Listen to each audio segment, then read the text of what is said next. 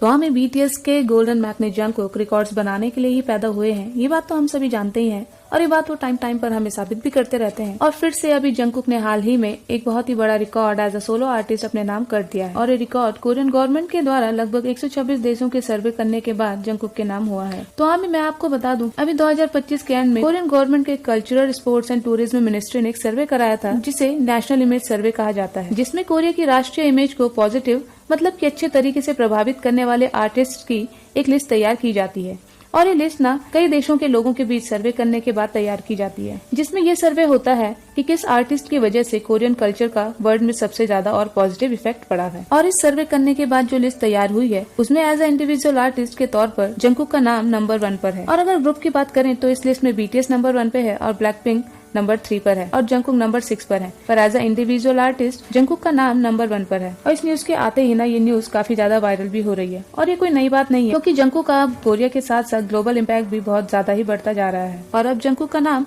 Top 10 Korean celebrities में भी आ गया है, जो कोरिया की इमेज को पूरी दुनिया में पॉजिटिव तरीके से बढ़ा रहे हैं। और आपने मिलिट्री से आने के बाद से ही ना जंगकुक कई सारे रिकॉर्ड्स अपने नाम कर चुके हैं, चाहे वो स्पॉटिफाई हो चाहे यूट्यूब, वो हर प्लेटफॉर्म पे ना धमाल मचा रहे हैं।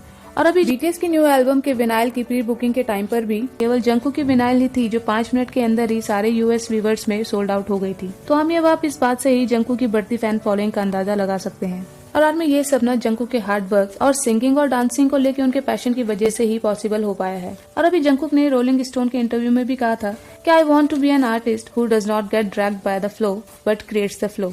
मतलब कि मैं ऐसा आर्टिस्ट बनना चाहता हूँ जो औरों के रास्ते में न चले बल्कि अपने रास्ते खुद बनाए।